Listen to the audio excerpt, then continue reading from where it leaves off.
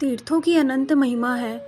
वे अपनी स्वाभाविक शक्ति से ही सबका पाप नाश करके उन्हें मनोवांछित फल प्रदान करते हैं और मोक्ष तक दे देते हैं।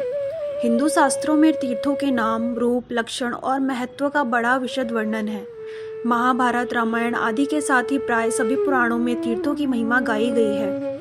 पद्म पुराण और स्कंद पुराण में तो तीर्थ महिमा से परिपूर्ण है।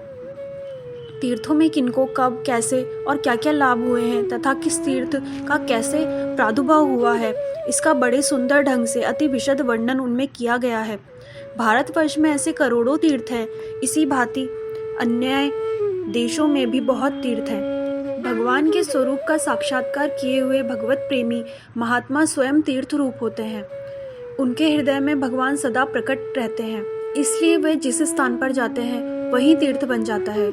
वे तीर्थों को महातीर्थ बना देते हैं। भगवती गंगा जी ने भगीरथ से कहा, तुम मुझे पृथ्वी पर ले जाना चाहते हो। अच्छा, मैं तुमसे एक बात पूछती हूँ। देखो, मुझ में स्नान करने वाले लोग तो अपने पापों को मुझ में बहा देंगे, पर मैं उन्हें पापों को धोने के लिए कहाँ जाऊंगी?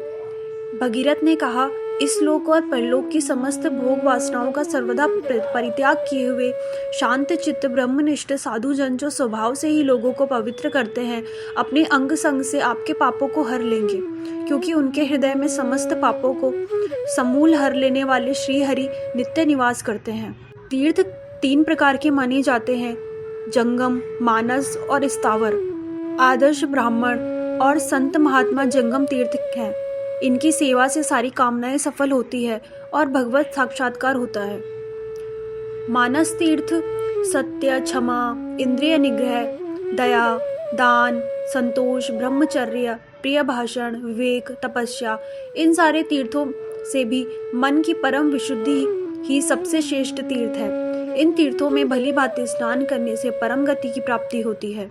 स्थावर तीर्थ पृथ्वी के असंख्य पवित्र स्थान और सागर, नदियाँ, सरोवर, कूप और जलाशय आदि, इनमें तीर्थराज प्रयाग, पुष्कर, कुरुक्षेत्र, द्वारिका, उज्जैन, अयोध्या, मथुरा, हरिद्वार, काशी, कांची, बद्रिकाश्रम, गंगा, यमुना, सरस्वती, गोदावरी, गोमती, नर्मदा, सरयू, कावेरी आदि नदियाँ प्रधान हैं। मनुष्य जीवन का उद्देश्य है भगवत प्राप्ति और भगवत प्रेम की प्राप्ति। जगत में भगवान को छोड़कर सब कुछ नश्वर है और दुखदायी है। इनसे मन हटाकर भगवान में लग जाए, मनुष्य को यही करना चाहिए, और यह होता है भगवत प्रेमी महात्माओं के संग से, और ऐसे महात्मा रहा करते हैं पवित्र तीर्थों में। इसलिए शास्त्रों में तीर्थ यात्रा को इतना महत्व दिया गया है। तीर्थ सेवन का परम फल उन्हीं को मिलता है जो विधि पूर्वक वहां जाते हैं और तीर्थों के नियमों का सावधानी और श्रद्धा के साथ पालन करते हैं। जो लोग तीर्थों में जाकर भी कौवे की तरह इधर उधर गंदे विषयों में ही मन लगाते हैं और उन्हीं की खोज में भटकते रहते हैं, वे पाप ही कमाते हैं। यह याद रखना चाहिए कि तीर्थों में किए हुए पाप वज्रलेप हो जाते हैं। ये सहज नहीं मिटते। इनको मिटाने के लिए दीर्घ काल तक भगवान की निष्काम भक्ति करनी होती है। तीर्थ यात्रा करने से पहले सबसे पहले तीर्थ में श्रद्धा करनी चाहिए। तीर्थों के महात्म्य में विश्वास करना और उन्हें समझकर घर में ही पहले मन इंद्रियों को संयम में करने का अभ्यास करना चाहिए। इसके बाद भगवान के नाम का उच्चारण करते हुए यात्रा प्रारंभ करनी चाहिए। आजकल की तीर्थ यात्रा तो सैर सपाटे की चीज हो गई है। जो लोग छुट्टियां मनाने, शौक पूरे करने के लिए तीर्थों में जाते हैं, जो लोग श्रद्धा पूर्वक तीर्थ सेवन के लिए जाते हैं, उनके लिए तीर्थ यात्रा में ध्यान देना चाहिए कि हाथों से किसी को पीड़ा ना पहुंचाएं, किसी वस्तु को ना चुराएं, किसी स्त्री या पुरुष का स्पर्श ना करें, किसी गंदी चीज को ना छुएं और भगवान और संतों की सेवा करते रहें। पैरों से देखकर कि कोई पैर के नीचे जीव जंतु ना दब जाए। बुरे स्थानों पर नहीं जाना चाहिए। मन में संयम रखना चाहिए। मन के द्वारा विषयों का चिंतन न हो। मन काम, लोभ, ईर्ष्या, द्वेष, बैर, घमंड, अभिमान आदि किसी दोस्त को मन में नहीं आने देना चाहिए। तीर्थ यात्रा में किसी से दान नहीं लेना चाहिए। बिना मूल्य की कोई वस्तु स्वीकार नहीं करनी चाहिए। खाने पीने या ठहरने के स्थान पर बिना मूल्य के नहीं रहना चाहिए। तीर्थ में मनमाना आराम और भोग खोजने की प्रवृत्ति नहीं होनी चाहिए। मनचाहा आराम न मिलने पर व्यक्ति विषादग्रस्त होकर लौटता है और लोगों की तीर्थ निंदा करके तीर्थों में अश्रद्धा उत्पन्न हो जाती है, जिससे वह पाप का भागी होता है। तीर्थ यात्रा का वास्तविक परम फल भगवत प्राप्ति और भगवत प्रेम की प्राप्ति होती है।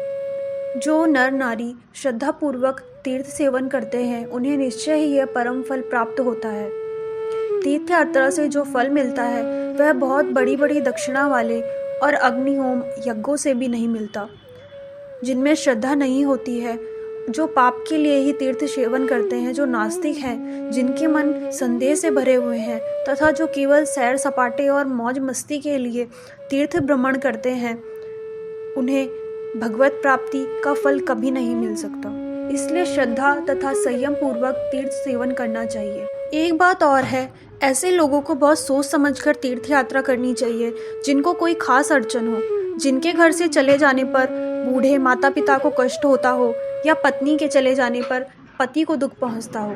ऐसे लोग चाहें तो तीर्थ यात्रा न करके अपने भाव के अनुसार घर में ही रहकर तीर्थ यात्रा का फल प्राप्त कर सकते हैं।